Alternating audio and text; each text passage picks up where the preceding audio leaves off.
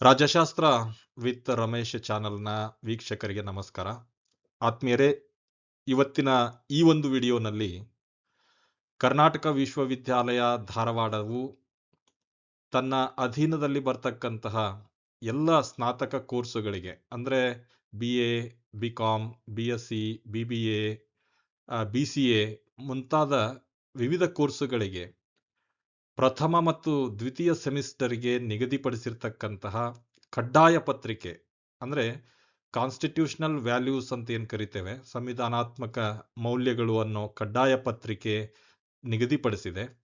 ಆ ಒಂದು ಪತ್ರಿಕೆಯ ಕುರಿತಂತೆ ಒಂದಿಷ್ಟು ವಿಷಯಗಳನ್ನು ಇವತ್ತಿನ ಈ ಒಂದು ಇಂಟ್ರಡಕ್ಟರಿ ವಿಡಿಯೋನಲ್ಲಿ ಆ ಪತ್ರಿಕೆಗೆ ಸಂಬಂಧಪಟ್ಟಂತಹ ಪಠ್ಯವಸ್ತು ಏನಿದೆ, ಅದರ ಬೋಧನಾ ಅವಧಿ ಏನು, ಅದರ ಹಿನ್ನೆಲೆ, ಅದರ ಮಹತ್ವವನ್ನು ಕುರಿತಂತೆ ತಿಳಿದುಕೊಳ್ತಕ್ಕಂಥ ಪ್ರಯತ್ನ ಮಾಡೋಣ. ಸಂವಿಧಾನಾತ್ಮಕ ಮೌಲ್ಯಗಳು ಅಥವಾ ಸಂವಿಧಾನದ ಜಾಗೃತಿಯನ್ನ ಮೂಡಿಸ್ತಕ್ಕಂತಹ ಕಡ್ಡಾಯ ಪತ್ರಿಕೆಯನ್ನ ಪದವಿ ಹಂತದಲ್ಲಿ ಇಡೀ ಭಾರತದಲ್ಲಿ ಮೊಟ್ಟ ಮೊದಲನೇ ಬಾರಿಗೆ ಜಾರಿಗೆ ತಂದಂತಹ ಕೀರ್ತಿ ಕರ್ನಾಟಕ ರಾಜ್ಯ ಸರ್ಕಾರಕ್ಕೆ ಸಲ್ಲುತ್ತೆ. 2002 ಮತ್ತು 2003ನೇ ಶೈಕ್ಷಣಿಕ ಸಾಲಿನಲ್ಲಿ ವಿದ್ಯಾರ್ಥಿಗಳು ಏನು ಪದವಿಯನ್ನ ಪಡೆದುಕೊಳ್ಳೋದಕ್ಕೆ ಬರ್ತಾರೆ ಅಂತಹ ಯುವಕರಿಗೆ ಈ ನಾಗರಿಕ ಪ್ರಜ್ಞೆಯನ್ನ ಮೂಡಿಸ್ಲಿಕ್ಕೆ ಸಂವಿಧಾನದ ಜಾಗೃತಿ ಆಗಬೇಕು ಅನ್ನೋದನ್ನ ಗಮನದಲ್ಲಿಟ್ಕೊಂಡು ಕರ್ನಾಟಕ ರಾಜ್ಯ ಸರ್ಕಾರ ತನ್ನ ಅಧೀನದ ಎಲ್ಲ ವಿಶ್ವವಿದ್ಯಾನಿಲಯಗಳಲ್ಲಿ ಕಡ್ಡಾಯ ಪತ್ರಿಕೆಯಾಗಿ ಸಂವಿಧಾನದ ಅಧ್ಯಯನವನ್ನ ಪ್ರಾರಂಭ ಮಾಡ್ತು. ಮುಂದಿನ ದಿನಗಳಲ್ಲಿ ಈ ಒಂದು ಪರಿಪಾಠವನ್ನ ಗಮನಿಸಿದಂತಹ ಯೂನಿವರ್ಸಿಟಿ ಗ್ರಾಂಟ್ಸ್ ಕಮಿಷನ್ ಮತ್ತು ಭಾರತದ ಬೇರೆ ಬೇರೆ ವಿಶ್ವವಿದ್ಯಾನಿಲಯಗಳು ತಮ್ಮ ಅಧೀನದ ಕಾಲೇಜುಗಳಲ್ಲಿ ಪದವಿ ಕೋರ್ಸ್ನಲ್ಲಿ ಕಡ್ಡಾಯ ಪತ್ರಿಕೆಯಾಗಿ ಸಂವಿಧಾನದ ಅಧ್ಯಯನವನ್ನ ಕಡ್ಡಾಯಗೊಳಿಸ್ತಕ್ಕಂಥ ಕೆಲಸ ಆಯಿತು. ಇವತ್ತು ತಮಗೆಲ್ಲ ಗೊತ್ತಿದೆ, ಈ ಕಡ್ಡಾಯ ಪತ್ರಿಕೆ ಇವತ್ತು ಪದವಿಗಳು ಏನಿದಾವೆ, ಬೇರೆ ಬೇರೆ ಪದವಿಗಳು ಅಂದರೆ BA, BCom, BSc, BBA, BCA ಇದಷ್ಟೇ ಅಲ್ಲ, ವೃತ್ತಿಪರ ಪದವಿ ಕೋರ್ಸ್ಗಳಾದಂತಹ ಬ್ಯಾಚುಲರ್ ಆಫ್ ಎಂಜಿನಿಯರಿಂಗ್ ಇರ್ಬೋದು, ಈವನ್ MBBS ಕೋರ್ಸ್ಗಳಲ್ಲೂ ಕೂಡ ಕಡ್ಡಾಯವಾಗಿ ಸಂವಿಧಾನದ ಅಧ್ಯಯನವನ್ನ ಮಾಡಲೇಬೇಕು ಯುವ ಮಿತ್ರರು ಅಂತಕ್ಕಂಥ ಉದ್ದೇಶವನ್ನ ಇಟ್ಕೊಂಡು ಎಲ್ಲ ಪದವಿ ಕೋರ್ಸ್ಗಳಿಗೆ ಇವತ್ತು ಸಂವಿಧಾನದ ಮೌಲ್ಯಗಳನ್ನ ಅರ್ಥ ಮಾಡ್ಕೊಳ್ತಕ್ಕಂತಹ ಈ ಪತ್ರಿಕೆ ಕಡ್ಡಾಯಗೊಳಿಸಲಾಗಿದೆ ಅಂತಕ್ಕಂಥದ್ದನ್ನ ತಾವು ಅರ್ಥೈಸ್ಕೋಬೇಕಾಗತ್ತೆ. ಮುಂದುವರೆದು 2020ರಲ್ಲಿ ಏನು ರಾಷ್ಟ್ರೀಯ ಶಿಕ್ಷಣ ನೀತಿ ಜಾರಿಗೆ ಬಂತು, ರಾಷ್ಟ್ರೀಯ ಶಿಕ್ಷಣ ನೀತಿ ಸಂವಿಧಾನಾತ್ಮಕ ಮೌಲ್ಯಗಳನ್ನ ತನ್ನ ಶಿಕ್ಷಣ ನೀತಿಯ ಭಾಗವಾಗಿ ವ್ಯಾಪಕವಾಗಿ ಅದನ್ನ ಅಳವಡಿಸ್ಕೊಳ್ತಕ್ಕಂತಹ ಕೆಲಸವನ್ನ ಮಾಡಿದೆ ಅನ್ನೋದನ್ನ ನಾವು ಗಮನಿಸಬೇಕಾಗತ್ತೆ. ಆದ್ಮೇಲೆ ಈ ಸಂವಿಧಾನವನ್ನ ಕಡ್ಡಾಯ ಪತ್ರಿಕೆಯಾಗಿ ನಿಗದಿಪಡಿಸಲಿಕ್ಕೆ ಕಾರಣ ಏನು, ಅಗತ್ಯ ಏನು ಅನ್ನೋದನ್ನ ಒಂಚೂರು ನಾವು ಗಮನ ಕೊಡೋದಾದ್ರೆ, ಮುಖ್ಯವಾಗಿ ದೇಶದ ಪ್ರಜೆಗಳಲ್ಲಿ ಅವರ ಹಕ್ಕು ಮತ್ತು ಕರ್ತವ್ಯಗಳ ಬಗ್ಗೆ ಜಾಗೃತಿ ಮೂಡಿಸೋದು ಈ ಕಡ್ಡಾಯ ಸಂವಿಧಾನ ಪತ್ರಿಕೆಯ ಅಧ್ಯಯನದ ಮುಖ್ಯ ಉದ್ದೇಶ ಅಂತಕ್ಕಂಥದ್ದನ್ನ ನಾವು ಗಮನಿಸಬೇಕಾಗತ್ತೆ. ಅಂದ್ರೆ ಪ್ರಜೆಗಳು ತಮಗೆಲ್ಲ ಯಾವ ಹಕ್ಕುಗಳಿದಾವೆ ಮತ್ತೆ ಯಾವ ಯಾವ ಕರ್ತವ್ಯಗಳನ್ನ ತಾವು ದೇಶಕ್ಕೋಸ್ಕರ ನಿರ್ವಹಿಸಬೇಕಾಗತ್ತೆ ಅಂತಕ್ಕಂಥ ಅರಿವನ್ನ ಹೊಂದಲಿಕ್ಕೆ ಈ ಒಂದು ಸಂವಿಧಾನದ ಅಧ್ಯಯನದ ಅಗತ್ಯ ಇದೆ ಅಂತಕ್ಕಂಥದ್ದು. ಎರಡನೇದಾಗಿ, ನಮ್ಮ ದೇಶ ತಮಗೆಲ್ಲ ಗೊತ್ತಿರೋ ಹಾಗೆ ಜಗತ್ತಿನ ಅತಿದೊಡ್ಡ ಪ್ರಜಾಪ್ರಭುತ್ವ ರಾಷ್ಟ್ರ ಅಂತ ಕರಿತೇವೆ ಭಾರತವನ್ನ. ಸೊ ವಿಶ್ವದ ಅತಿದೊಡ್ಡ ಪ್ರಜಾಪ್ರಭುತ್ವ ದೇಶದ ನಾಗರಿಕರಾಗಿ ಪ್ರಜಾಸತ್ತಾತ್ಮಕ ಮೌಲ್ಯಗಳು ಅಂತ ಏನ್ ಕರಿತೇವೆ, ಸಮಾನತೆ, ಸ್ವಾತಂತ್ರ್ಯ, ಸೆಕ್ಯುಲರ್ ವಾದ ಮತ್ತೆ ಸಹೋದರತೆ, ನ್ಯಾಯ, ಸಾಮಾಜಿಕ ನ್ಯಾಯ, ಇಂತಹ ಪರಿಕಲ್ಪನೆಗಳನ್ನ ಪರಿಪೂರ್ಣವಾಗಿ ತಿಳಿದುಕೊಳ್ಳೋದಿಕ್ಕೆ ಸಂವಿಧಾನದ ಅಧ್ಯಯನ ಕಡ್ಡಾಯವಾಗಿರೋದು ಅವಶ್ಯಕತೆ ಇದೆ ಅಂತ ಭಾವಿಸಲಾಗತ್ತೆ. ಇದ್ರ ಜೊತೆಗೆ ಆಡಳಿತ ವ್ಯವಸ್ಥೆಯ ಬಗ್ಗೆ ತಿಳುವಳಿಕೆ ನಮಗೆ ಸಂವಿಧಾನದ ಅಧ್ಯಯನದಿಂದ ಗೊತ್ತಾಗುತ್ತೆ. ಅಂದ್ರೆ ಸರ್ಕಾರದ ಹಂತಗಳು, ಯಾವ ಯಾವ ಹಂತದ ಸರ್ಕಾರಗಳಿದಾವೆ, ಸರ್ಕಾರದ ಅಂಗಗಳು ಯಾವ್ಯಾವು, ಯಾವ ಯಾವ ಅಂಗ ಯಾವ ಯಾವ ಕರ್ತವ್ಯಗಳನ್ನು ನಿರ್ವಹಿಸ್ತದೆ ಅಂತಕ್ಕಂಥದ್ದನ್ನ ನಾಗರಿಕರಾದವರು ತಮ್ಮನ್ನ ಆಳುವ ಸರ್ಕಾರದ ಬಗ್ಗೆ ಜಾಗೃತಿಯನ್ನ ಮೂಡಿಸ್ಕೊಳ್ಳೋದಿಕ್ಕೆ ಸಂವಿಧಾನದ ಅಧ್ಯಯನದ ಅಗತ್ಯ ಇದೆ ಅಂತ ಹೇಳಿ ಚಿಂತಕರು ಅಭಿಪ್ರಾಯ ಪಡ್ತಾರೆ. ಇದರೊಟ್ಟಿಗೆ ನಮ್ಮ ನಿತ್ಯ ಜೀವನದಲ್ಲಿ ಅಂದ್ರೆ ನಮ್ಮ ದೈನಂದಿನ ಜೀವನದಲ್ಲಿ ಹಲವಾರು ಸಮಸ್ಯೆಗಳು ಸವಾಲುಗಳು ಎದುರಾಗ್ತವೆ. ಅಂತಹ ಸವಾಲುಗಳು ಎದುರಾದಾಗ ನಾವು ಸುರಕ್ಷತೆಯನ್ನ ಪಡೆದುಕೋಬೇಕು ಅಂತಂದ್ರೆ ಕಾನೂನಿನ ಪರಿಜ್ಞಾನ ನಮಗೆ ಇರಬೇಕಾಗತ್ತೆ. ದೇಶವನ್ನ ಆಳ್ತಾ ಇರತಕ್ಕಂತಹ ಸಂವಿಧಾನದ ಯಾವ ಮಟ್ಟದ ಕಾನೂನಾಗಿದೆ, ದೇಶದ ಸಾಮಾನ್ಯ ಕಾನೂನುಗಳನ್ನ ಯಾರು ರಚಿಸ್ತಾರೆ, ಪ್ರಸ್ತುತ ಜಾರಿಯಲ್ಲಿರೋ ಕಾನೂನುಗಳು ಯಾವ್ಯಾವು, ಕಾನೂನುಗಳನ್ನ ಉಲ್ಲಂಘನೆ ಮಾಡಿದ್ರೆ ಏನಾಗತ್ತೆ, ಇದೆಲ್ಲದರ ಜ್ಞಾನ ನಮಗೆ ಬೇಕಾಗತ್ತೆ. ಅದನ್ನ ಒದಗಿಸ್ಲಿಕ್ಕೆ ಸಂವಿಧಾನದ ಅಧ್ಯಯನ ಅಗತ್ಯ ಇದೆ ಅಂತಕ್ಕಂಥದ್ದು. ಇದರೊಟ್ಟಿಗೆ ಬಹಳ ಮುಖ್ಯವಾಗಿ ನಾವು ಬೇರೆ ಬೇರೆ ವೃತ್ತಿಯಲ್ಲಿ ತೊಡಗಿರ್ತೇವೆ. ಪ್ರತಿ ವೃತ್ತಿಯೂ ಕೂಡ ತನ್ನದೇ ಆದಂತಹ ಒಂದಿಷ್ಟು ನೈತಿಕ ಚೌಕಟ್ಟನ್ನ ಹೊಂದಿರ್ತದೆ. ಆ ನೈತಿಕ ಚೌಕಟ್ಟನ್ನ ಅರ್ಥ ಮಾಡಿಕೊಂಡು ವೃತ್ತಿಯನ್ನ ನಿರ್ವಹಿಸಲಿಕ್ಕೆ ಒಂದು ಭಾಗ ಆದ್ರೆ, ಇನ್ನೊಂದು ಒಂದು ಸರ್ಕಾರಿ ವೃತ್ತಿಯನ್ನ ಪಡೆದುಕೋಬೇಕು ಅಂದ್ರೆ ನಾವೇನು ಸಾಮಾನ್ಯ ಪ್ರವೇಶ ಪರೀಕ್ಷೆಗಳನ್ನ ಫೇಸ್ ಮಾಡಬೇಕಾಗತ್ತೆ. ಅಲ್ಲಿ 10% 20% ಪ್ರಶ್ನೆಗಳು ಈ ಸಂವಿಧಾನವನ್ನ ಕುರಿತಂತೆ ಇರೋದ್ರಿಂದ ಸಂವಿಧಾನದ ಅಧ್ಯಯನ ಸ್ಪರ್ಧಾತ್ಮಕ ಪರೀಕ್ಷೆಗಳನ್ನ ಎದುರಿಸಲಿಕ್ಕೂ ಕೂಡ ಬಹಳ ಮುಖ್ಯವಾಗಿದೆ. ಹಾಗಾಗಿ ಅದರ ಅಧ್ಯಯನದ ಅಗತ್ಯ ಇದೆ ಅಂತ ಹೇಳಿ ಚಿಂತಕರು ಭಾವಿಸಿದ್ದಾರೆ. ಒಟ್ಟಾರೆ ಬೇರೆ ಬೇರೆ ಆಯಾಮದಿಂದ ನೋಡಿದಾಗ ಬಹುಮುಖಿ ಉಪಯುಕ್ತತೆಯನ್ನ ಸಂವಿಧಾನದ ಅಧ್ಯಯನ ಒಳಗೊಂಡಿರೋದ್ರಿಂದ ಅದನ್ನ ಕಡ್ಡಾಯ ಪತ್ರಿಕೆಯಾಗಿ ಇವತ್ತು ಬಹುತೇಕ ಎಲ್ಲ ವಿಶ್ವವಿದ್ಯಾನಿಲಯಗಳು ನಿಗದಿ ಮಾಡಿದಂತೆ ಧಾರವಾಡದ ಕರ್ನಾಟಕ ವಿಶ್ವವಿದ್ಯಾಲಯ ಕೂಡ ತನ್ನೆಲ್ಲ ಪದವಿ ಕೋರ್ಸುಗಳಿಗೆ ನಿಗದಿ ಮಾಡಿದೆ ಅನ್ನೋದನ್ನ ತಾವು ಅರ್ಥೈಸ್ಕೋಬೇಕಾಗತ್ತೆ. ಕರ್ನಾಟಕ ವಿಶ್ವವಿದ್ಯಾನಿಲಯ ಧಾರವಾಡ ತನ್ನ ಅಧೀನದ ಎಲ್ಲ ಸ್ನಾತಕ ಪದವಿಗಳಿಗೆ 2 ಸೆಮಿಸ್ಟರ್ಗಳಿಗೆ ಕಡ್ಡಾಯ ಪತ್ರಿಕೆಯಾಗಿ ಸಂವಿಧಾನದ ಮೌಲ್ಯಗಳು ಅಂತಕ್ಕಂತಹ ಪತ್ರಿಕೆಯನ್ನ ನಿಗದಿ ಮಾಡಿದೆ. ಪ್ರತಿ ಸೆಮಿಸ್ಟರ್ನಲ್ಲಿ 50 ಅಂಕಗಳಿಗೆ ಈ ಕಡ್ಡಾಯ ಪತ್ರಿಕೆ ನಿಗದಿಯಾಗಿರುತ್ತೆ. 50 ಅಂಕಗಳಲ್ಲಿ 10 ಆಂತರಿಕ ಅಂಕಗಳಾದರೆ 40 ಸೆಮಿಸ್ಟರ್ ಎಂಡ್ ಎಕ್ಸಾಮ್ ಅಲ್ಲಿ ಬರಿತಕ್ಕಂತಹ ಪತ್ರಿಕೆಗೆ ನಿಗದಿಪಡಿಸ್ತಕ್ಕಂತಹ ಕೆಲಸ ಆಗಿದೆ. ಮುಂದುವರೆದು ನಾವು ಗಮನಿಸಬೇಕಾದ ಅಂಶ ಏನಪ್ಪಾ ಅಂತ ಕೇಳಿದ್ರೆ, ಸೆಮಿಸ್ಟರ್ ಎಂಡ್ ಅಲ್ಲಿ ಏನು 40 ಅಂಕಗಳ ಪ್ರಶ್ನಾ ಪತ್ರಿಕೆಯನ್ನ ವಿದ್ಯಾರ್ಥಿಗಳು ಫೇಸ್ ಮಾಡಬೇಕಾಗತ್ತೆ. ಆ ಪ್ರಶ್ನೆ ಪತ್ರಿಕೆ ವಿವರಣಾತ್ಮಕ ಉತ್ತರವನ್ನ ಬಯಸುವ ಬದಲಾಗಿ ವಸ್ತುನಿಷ್ಠ ಬಹು ಆಯ್ಕೆ ಮಾದರಿಯ ಪ್ರಶ್ನೆಗಳನ್ನ ಅಂದ್ರೆ ಮಲ್ಟಿಪಲ್ ಚಾಯ್ಸ್ ಕ್ವಶನ್ಸ್ ಅನ್ನ ವಿದ್ಯಾರ್ಥಿಗಳು ಎದುರಿಸಬೇಕಾಗತ್ತೆ ಅಂತಕ್ಕಂಥದ್ದು ಈ ಪತ್ರಿಕೆಯ ವಿಶೇಷತೆ. ಮುಂದುವರೆದು ಮೊದಲ ಸೆಮಿಸ್ಟರ್ನ ಕಡ್ಡಾಯ ಸಂವಿಧಾನಾತ್ಮಕ ಮೌಲ್ಯಗಳು ಅನ್ನೋ ಪತ್ರಿಕೆ ಏನಿದೆ, ಈ ಕಡ್ಡಾಯ ಸಂವಿಧಾನಾತ್ಮಕ ಮೌಲ್ಯಗಳು ಅನ್ನೋ ಪತ್ರಿಕೆಯ ಮೊದಲ ಸೆಮಿಸ್ಟರ್ನ ಶೀರ್ಷಿಕೆ ಏನಪ್ಪಾ ಅಂತ ಕೇಳಿದ್ರೆ, ಭಾರತದ ಸಂವಿಧಾನ, ತಾತ್ವಿಕತೆ ಮತ್ತು ಮೌಲ್ಯಗಳು, constitution of India, philosophy and values ಅಂತ ಹೇಳಿ ನಿಗದಿಪಡಿಸಿದ್ದಾರೆ. ಈ ಪತ್ರಿಕೆ ವಾರಕ್ಕೆ 2 ಗಂಟೆಗಳ ಬೋಧನೆಯನ್ನ ಒಳಗೊಂಡಿರ್ತದೆ. 3 ಘಟಕಗಳು, ಪ್ರತಿ ಘಟಕದ ನಡುವೆ 3 ಅಧ್ಯಾಯಗಳು ಒಳಗೊಂಡಿರ್ತಕ್ಕಂತಹ ಪಠ್ಯವಸ್ತುವನ್ನ ಈ ಪತ್ರಿಕೆಗೆ ವಿಶ್ವವಿದ್ಯಾನಿಲಯ ನಿಗದಿಪಡಿಸಿದೆ ಅನ್ನೋದನ್ನ ತಾವು ಗಮನದಲ್ಲಿ ಇಟ್ಕೋಬೇಕಾಗತ್ತೆ. ಒಟ್ಟಾರೆ ವಾರಕ್ಕೆ 2 ದಿನಗಳ ಒಂದು ಬೋಧನಾ ಅವಧಿ ಇರ್ತದೆ. 50 ಅಂಕಗಳು, 10+40 ಅಂತಕ್ಕಂಥದ್ದು, ವಿವರಣಾತ್ಮಕತೆಯ ಬದಲು ವಸ್ತುನಿಷ್ಠತೆ ಅಂತಕ್ಕಂಥದ್ದು. ಇದ್ರ ಜೊತೆಗೆ 3 ಘಟಕಗಳ ಅಡಿಯಲ್ಲಿ ಪ್ರತಿ ಘಟಕದಲ್ಲಿ 3 ಅಧ್ಯಾಯದಂತೆ ಒಟ್ಟು 9 ಅಧ್ಯಾಯಗಳು ಒಳಗೊಂಡಂತಹ ಒಂದು ಪಠ್ಯವಸ್ತು ಇದಕ್ಕಿದೆ ಅನ್ನೋದನ್ನ ತಾವು ನೆನಪಿಡಬೇಕಾಗತ್ತೆ. ಈ ಒಂದು ಸ್ಲೈಡ್ನಲ್ಲಿ ಕರ್ನಾಟಕ ವಿಶ್ವವಿದ್ಯಾನಿಲಯ ಧಾರವಾಡ ನಿಗದಿಪಡಿಸಿರ್ತಕ್ಕಂತಹ ಕಡ್ಡಾಯ ಸಂವಿಧಾನಾತ್ಮಕ ಮೌಲ್ಯಗಳು ಅನ್ನೋ ಪತ್ರಿಕೆಯ ಮೊದಲ ಸೆಮಿಸ್ಟರ್ನ ಪಠ್ಯ ವಸ್ತುವನ್ನ ತಾವು ಗುರುತಿಸಬಹುದು.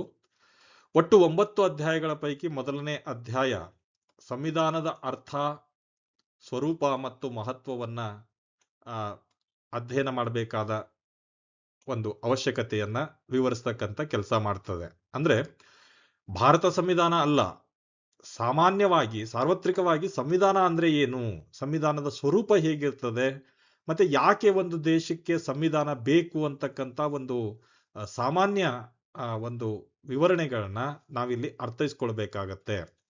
ಇನ್ನು ಅಧ್ಯಾಯ 2ರಲ್ಲಿ ಭಾರತೀಯ ಸಂವಿಧಾನಾತ್ಮಕ ಬೆಳವಣಿಗೆ ಅಂದ್ರೆ ಇಂಡಿಯನ್ ಕಾನ್ಸ್ಟಿಟ್ಯೂಷನಲ್ ಡೆವಲಪ್ಮೆಂಟ್ ಅಂತ ಏನ್ ಕರಿತೇವೆ, ರೆಗ್ಯುಲೇಟಿಂಗ್ ಆಕ್ಟ್ ಆಫ್ 1773 ಇಂದ ಹಿಡ್ಕೊಂಡು ಇಂಡಿಯನ್ ಇಂಡಿಪೆಂಡೆನ್ಸ್ ಆಕ್ಟ್ 1947 ವರೆಗೆ ವಿವಿಧ ಕಾನೂನುಗಳು ಬ್ರಿಟಿಷರ ಕಾಲದಲ್ಲಿ ಏನ್ ಬಂದ್ ಹೋಗಿದಾವೆ, ಆ ಎಲ್ಲ ಕಾನೂನುಗಳ ಸಂಕ್ಷಿಪ್ತ ಮಾಹಿತಿಯನ್ನ ನಾವು 2ನೇ ಅಧ್ಯಾಯದಲ್ಲಿ ಗ್ರಹಿಸಬೇಕಾಗತ್ತೆ. ಇನ್ನು 3ನೇ ಅಧ್ಯಾಯ ಎಕ್ಸಾಮ್ ದೃಷ್ಟಿಯಿಂದ ಮತ್ತು ಜ್ಞಾನದ ದೃಷ್ಟಿಯಿಂದ ಬಹಳ ಮುಖ್ಯವಾದ ಅಧ್ಯಾಯ ಇದು. ಯಾಕಂದ್ರೆ ಸಂವಿಧಾನದ ಹೃದಯ ಇದ್ದಂತೆ, ಸಂವಿಧಾನದ ಅಧ್ಯಯನದ ಹೃದಯ ಇದ್ದಂತೆ ಈ 3ನೇ ಅಧ್ಯಾಯ. ಅಧ್ಯಾಯ 3 ಹೇಳ್ತದೆ, ಸಂವಿಧಾನ ರಚನಾ ಸಭೆ, ಸಂವಿಧಾನದ ರಚನೆ ಮತ್ತು BR ಅಂಬೇಡ್ಕರರ ಪಾತ್ರ ಅಂತ ಇದೆ. ಅಂದ್ರೆ ಕಾನ್ಸ್ಟಿಟ್ಯೂಯಂಟ್ ಅಸೆಂಬ್ಲಿ ಯಾವ ರೀತಿ ರಚನೆ ಆಗತ್ತೆ, ಆ ಸಂವಿಧಾನ ರಚನಾ ಸಭೆ ಯಾವ ರೀತಿ ಸಂವಿಧಾನವನ್ನ ರಚನೆ ಮಾಡ್ತು, ಆ ಸಂವಿಧಾನದ ರಚನೆಯಲ್ಲಿ ಡಾಕ್ಟರ್ BR ಅಂಬೇಡ್ಕರ್ರ ಪಾತ್ರ ಏನು ಅನ್ನೋದನ್ನ ತುಂಬಾ ಸಂಕ್ಷಿಪ್ತವಾಗಿ ನಾವು ಈ 3ನೇ ಅಧ್ಯಾಯದಲ್ಲಿ ತಿಳಿದುಕೊಳ್ತೇವೆ. ತಮಗೆಲ್ಲ ಗೊತ್ತಿರಲಿ, ಕ್ಯಾಬಿನೆಟ್ ಮಿಷನ್ ಏನು 1946 ಮಾರ್ಚ್ ಅಲ್ಲಿ ಭಾರತಕ್ಕೆ ಬಂತು, ಅದು ಭಾರತಕ್ಕೆ ತಮ್ಮದೇ ಆದಂತಹ ಒಂದು ಸಂವಿಧಾನ ರಚನಾ ಸಭೆಯನ್ನ ಹೊಂದಲಿಕ್ಕೆ ಗ್ರೀನ್ ಸಿಗ್ನಲ್ ಅನ್ನ ಕೊಡುತ್ತೆ. ಅದು ಎಷ್ಟು ಜನ ಇರಬೇಕು, ಹೇಗೆ ಆಯ್ಕೆ ಆಗಬೇಕು, ಇದೆಲ್ಲ ಮಾಹಿತಿಯನ್ನ ಕ್ಯಾಬಿನೆಟ್ ಮಿಷನ್ ಸಂವಿಧಾನ ರಚನಾ ಸಭೆಯ ಒಂದು ರಚನೆಗೆ ಕಾರಣವಾಗತಕ್ಕಂಥ ಕೆಲಸ ಮಾಡ್ತು. ಅದಕ್ಕೆ ಸಂಬಂಧಪಟ್ಟಂತ ಮಾಹಿತಿ ಇಲ್ಲಿ ನಾವು ವಿಸ್ತೃತವಾಗಿ ಅಧ್ಯಯನ ಮಾಡಬೇಕಾಗತ್ತೆ. ದೆನ್ ಸಂವಿಧಾನದ ರಚನೆ ಅಂದ್ರೆ ಮೇಕಿಂಗ್ ಆಫ್ ಇಂಡಿಯನ್ ಕಾನ್ಸ್ಟಿಟ್ಯೂಷನ್, ಆ ಪ್ರೋಸೆಸ್ ಹೇಗಾಯ್ತು, ಸಮಿತಿಗಳ ರಚನೆ ಹೇಗಾಯ್ತು, ಆ ಸಮಿತಿಗಳು ತಂದುಕೊಟ್ಟ ವರದಿಯನ್ನ ಕರಡು ರಚನಾ ಸಮಿತಿ ಹೇಗೆ ಪ್ರಿಪೇರ್ ಮಾಡ್ತು, ಅದರ ಮೇಲೆ ಡಿಬೇಟ್ಗಳು ಹೇಗೆ ನಡೀತು, ಅಂತಿಮವಾಗಿ ಅಂಗೀಕಾರ ಯಾವತ್ತಾಯ್ತು, ಜಾರಿಗೆ ಯಾವತ್ತು ಬಂತು ಭಾರತ ಸಂವಿಧಾನ, ಇದೆಲ್ಲದರ ಮಾಹಿತಿಯನ್ನ ಈ ಹಂತದಲ್ಲಿ ನಾವು ತಿಳ್ಕೊಳ್ತೇವೆ. ಇದ್ರ ಜೊತೆಗೆ ಸಂವಿಧಾನ ಶಿಲ್ಪಿ ಅಂತ ನಾವು ಕರಿತೇವೆ ಅಂಬೇಡ್ಕರ್ರನ್ನ, ಅವರು ಯಾವೆಲ್ಲ ಪಾತ್ರವನ್ನ ಸಂವಿಧಾನದ ರಚನೆಯಲ್ಲಿ ವಹಿಸಿದ್ದಾರೆ ಅನ್ನೋ ವಿಸ್ತೃತವಾದ ಮಾಹಿತಿಯನ್ನ ನಾವಿಲ್ಲಿ 3ನೇ ಅಧ್ಯಾಯದಲ್ಲಿ ತಿಳ್ಕೊಳ್ತೇವೆ.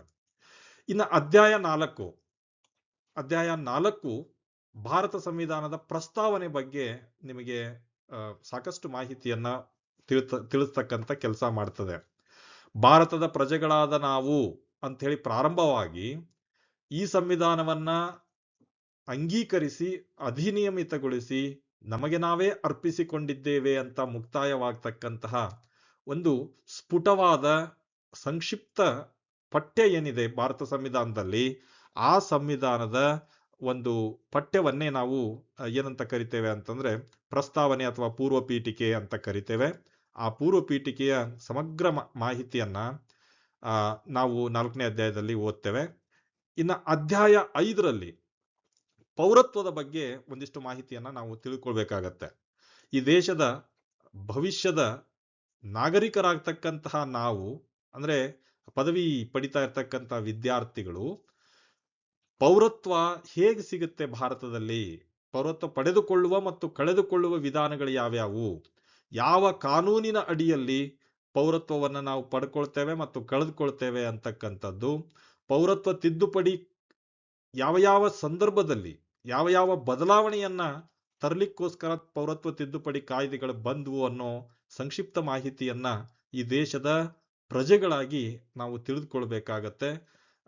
ಅದನ್ನ ನಾವು ಈ 5ನೇ ಅಧ್ಯಾಯದಲ್ಲಿ ತಿಳಿದುಕೊಳ್ತಕ್ಕಂಥ ಕೆಲಸ ಮಾಡ್ತೇವೆ. ಇನ್ನು ಅಧ್ಯಾಯ 6 ಸಂವಿಧಾನದ ಪ್ರಧಾನ ಲಕ್ಷಣಗಳ ಬಗ್ಗೆ. ಭಾರತ ಸಂವಿಧಾನ ಜಗತ್ತಿನ ಉಳಿದೆಲ್ಲ ಸಂವಿಧಾನಗಳಿಗಿಂತ ತುಂಬಾ ಭಿನ್ನವಾದದ್ದು. ಅದು ತನ್ನದೇ ಆದಂತಹ ಕೆಲ ವಿಶೇಷತೆಗಳನ್ನ ಹೊಂದಿದೆ. ಆ ವಿಶೇಷತೆಗಳನ್ನೇ ನಾವು ಸಂವಿಧಾನದ ಲಕ್ಷಣಗಳು ಅಂತ ಕರಿತೇವೆ. ಆ ಲಕ್ಷಣಗಳನ್ನ ಅರ್ಥೈಸ್ಕೊಳ್ತಕ್ಕಂತಹ ಪ್ರಯತ್ನ ಆ ಒಂದು ಪ್ರಕ್ರಿಯೆ ಈ 6ನೇ ಅಧ್ಯಾಯದ ಅಡಿಯಲ್ಲಿ ಆಗತ್ತೆ ಅನ್ನೋದು. ನಿಜಕ್ಕೂ ಈ ದೇಶದ ಪ್ರಜೆಗಳಾಗಿ ನಾವು ಹೆಮ್ಮೆ ಪಡಲಿಕ್ಕೆ ಕಾರಣವಾಗತಕ್ಕಂಥ ಅನೇಕ ವಿಷಯಗಳನ್ನ ಈ ಅಧ್ಯಾಯದ ಅಡಿಯಲ್ಲಿ ತಿಳಿದುಕೊಂಡು ನಮ್ಮ ಸಂವಿಧಾನದ ಬಗ್ಗೆ ನಾವೇ ಹೆಮ್ಮೆ ಪಡುವ ಮನಸ್ಥಿತಿಯನ್ನ ಹೊಂದಲಿಕ್ಕೆ ಈ ಅಧ್ಯಾಯ ತಮಗೆ ಸಹಾಯ ಮಾಡುತ್ತೆ. ಇನ್ನು ಅಧ್ಯಾಯ 7ರಲ್ಲಿ ಮೂಲಭೂತ ಹಕ್ಕುಗಳ ಬಗ್ಗೆ ವಿವರಣೆಯನ್ನ ನಾವು ಕಾಣಬಹುದು. ಅಧ್ಯಾಯ 7ರ ಅಡಿಯಲ್ಲಿ ಭಾರತದ ಪ್ರಜೆಗಳು ಆರಂಭದಲ್ಲಿ 7 ಮೂಲಭೂತ ಹಕ್ಕುಗಳನ್ನ ಪಡೆದಿದ್ರು. ಈಗ ಪ್ರಸ್ತುತ 6 ಮೂಲಭೂತ ಹಕ್ಕುಗಳಿದ್ದಾವೆ. ಅವು ಯಾವ ಹಕ್ಕುಗಳನ್ನ ನಾವು ಹೊಂದಿದ್ದೇವೆ, ಯಾವ ಹಕ್ಕು ಯಾವ ಕಾರಣಕ್ಕೋಸ್ಕರ ರದ್ದುಗೊಳ್ತು, ಇಂಥ ಎಲ್ಲ ಮಾಹಿತಿಯನ್ನ ಮೂಲಭೂತ ಹಕ್ಕುಗಳ ಅಡಿಯಲ್ಲಿ ಓದ್ತೇವೆ. ನಾವು ನಾಗರಿಕ ಜೀವನವನ್ನ ವ್ಯವಸ್ಥಿತವಾಗಿ ನಡೆಸಬೇಕು ಅಂತಂದ್ರೆ ಈ ಹಕ್ಕುಗಳ ಒಂದು ಪರಿಕಲ್ಪನೆ ಬಹಳ ಮುಖ್ಯ. ಅವುಗಳ ವೈಲೇಷನ್ ಆದಾಗ ನಾವು ಎಲ್ಲಿ ಪರಿಹಾರವನ್ನ ಕಂಡುಕೋಬಹುದು, ಇಂತಹ ಒಂದಿಷ್ಟು ಅತ್ಯವಶ್ಯಕ ಮಾಹಿತಿಯನ್ನ being A citizen of this great country ನೀವು ತಿಳ್ಕೊಳ್ಳೋದಿಕ್ಕೆ ಇದು ಸಹಾಯ ಮಾಡ್ತದೆ. ಇನ್ನು ಅಧ್ಯಾಯ 8 ಮೂಲಭೂತ ಕರ್ತವ್ಯಗಳು. ಇದೊಂದು ಬಹಳ ಮುಖ್ಯವಾದದ್ದು. ಒಂದು ದೇಶ ನಮಗೆ ವಾಸಿಸ್ಲಿಕ್ಕೆ ಭೂಮಿಯನ್ನ, ಶಿಕ್ಷಣವನ್ನ ಪಡಿಲಿಕ್ಕೆ ಸೌಲಭ್ಯಗಳನ್ನ ಎಲ್ಲವನ್ನೂ ಕೊಟ್ಟಿರುತ್ತೆ ಒಂದು ದೇಶ. ಆ ದೇಶಕ್ಕೆ ಪ್ರಜೆಗಳಾದವರು ಯಾವ ಕರ್ತವ್ಯಗಳನ್ನು ನಿರ್ವಹಿಸಬೇಕು ಅಂತಕ್ಕಂತಹ ಒಂದು ಜಾಗೃತಿಯನ್ನ ಮೂಡಿಸೋದು ಈ 8ನೇ ಅಧ್ಯಾಯ. ಆರಂಭದಲ್ಲಿ ಮೂಲ ಸಂವಿಧಾನ ಜಾರಿಗೆ ಬಂದಾಗ ಮೂಲಭೂತ ಕರ್ತವ್ಯಗಳು ಸಂವಿಧಾನದಲ್ಲಿ ಇರಲಿಲ್ಲ. ತದನಂತರ ಈ ಮೂಲಭೂತ ಕರ್ತವ್ಯಗಳನ್ನ 10 ಕರ್ತವ್ಯಗಳನ್ನ ಸೇರಿಸಲಾಯಿತು. 2003ರಲ್ಲಿ 86ನೇ ತಿದ್ದುಪಡಿ ಮೂಲಕ ಮತ್ತೊಂದು ಕರ್ತವ್ಯವನ್ನ ಸೇರಿಸಲಾಯಿತು. ಒಟ್ಟು 11 ಕರ್ತವ್ಯಗಳನ್ನ ನಾವೆಲ್ಲ ಇವತ್ತು ಭಾರತದ ಪ್ರಜೆಗಳಾಗಿ ನಿರ್ವಹಿಸಬೇಕಾಗತ್ತೆ. ಆ ಕರ್ತವ್ಯಗಳ ಬಗ್ಗೆ ಒಂದಿಷ್ಟು ಮಾಹಿತಿಯನ್ನ ಈ 8ನೇ ಅಧ್ಯಾಯ ಒದಗಿಸುತ್ತೆ. ಇನ್ನು ಕೊನೆ ಅಧ್ಯಾಯ 9ನೇ ಅಧ್ಯಾಯ ರಾಜ್ಯ ನೀತಿ ನಿರ್ದೇಶಕ ತತ್ವಗಳು. ಅಂದ್ರೆ ಕಲ್ಯಾಣ ರಾಜ್ಯದ ಗುರಿಯನ್ನ ಸಾಧಿಸಲಿಕ್ಕೆ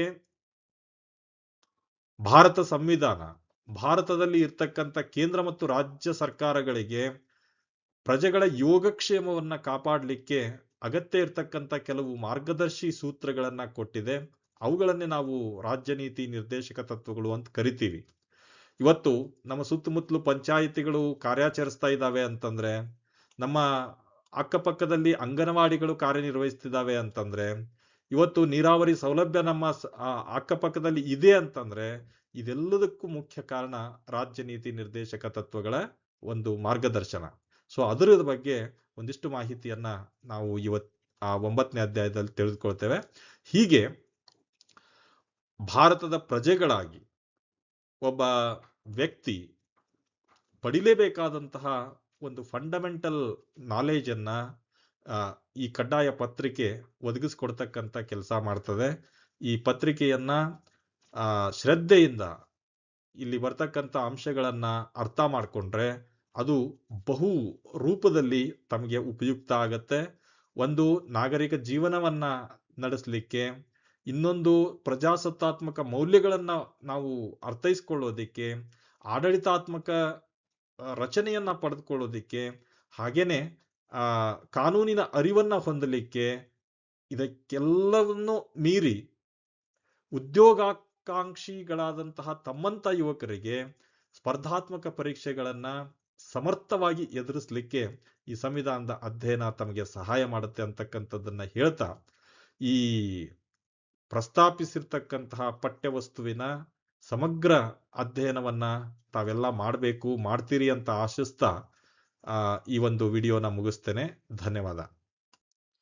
ಸ್ನೇಹಿತರೆ, ಈ ವಿಡಿಯೋನಲ್ಲಿ ಏನು ಇಷ್ಟೋ ತನಕ ನಾವು ಚರ್ಚೆ ಮಾಡಿದ್ದೇವೆ, ಈ ಕಡ್ಡಾಯ ಸಂವಿಧಾನ ಪತ್ರಿಕೆಯ ಒಂದು ಪಠ್ಯವಸ್ತು ಇದೆ. ಈ ಪಠ್ಯವಸ್ತುವಿಗೆ ಸಂಬಂಧಪಟ್ಟಂತಹ ಪ್ರತಿ ಅಧ್ಯಾಯದ ವಿಡಿಯೋವನ್ನ ನಾನು ಕಾಲಕಾಲಕ್ಕೆ ಅಪ್ಲೋಡ್ ಮಾಡ್ತಕ್ಕಂಥ ಕೆಲಸ ಮಾಡ್ತೇನೆ. For the benefit of the my college ಸ್ಟೂಡೆಂಟ್ಗೋಸ್ಕರ. ಯಾಕಂದ್ರೆ ಉತ್ತರ ಕರ್ನಾಟಕದಲ್ಲೇನೆ ಅತಿ ಹೆಚ್ಚು ವಿದ್ಯಾರ್ಥಿಗಳನ್ನ ಹೊಂದಿರತಕ್ಕಂತಹ ಕಾಲೇಜು ನಮ್ಮ ಸರ್ಕಾರಿ ಪ್ರಥಮ ದರ್ಜೆ ಕಾಲೇಜು ಧಾರವಾಡ. ಸೊ ಎಲ್ಲ ವಿದ್ಯಾರ್ಥಿಗಳ ಅನುಕೂಲಕ್ಕೋಸ್ಕರ ಪ್ರತಿ ಅಧ್ಯಾಯದ ಒಂದೊಂದು ವಿಡಿಯೋವನ್ನು ನಾನು ಅಪ್ಲೋಡ್ ಮಾಡ್ತಾ ಹೋಗ್ತೇನೆ. ಇದನ್ನ ತಾವು ಪಡೆದುಕೋಬೇಕು ಅಂಥೇಳಿ ಪಡೆದುಕೊಂಡು ಬಳಸ್ಕೊಂಡು ಸಂವಿಧಾನಾತ್ಮಕ ಒಂದು ಮೌಲ್ಯಗಳ ಜಾಗೃತಿಯನ್ನ ಮೂಡಿಸ್ಕೊಳ್ತೀರಿ ಅಂತಕ್ಕಂಥ ಆಶಯದೊಂದಿಗೆ ಈ ಒಂದು ವಿಡಿಯೋವನ್ನ ಇಲ್ಲಿಗೆ ಮುಕ್ತಾಯಗೊಳಿಸ್ತೇನೆ.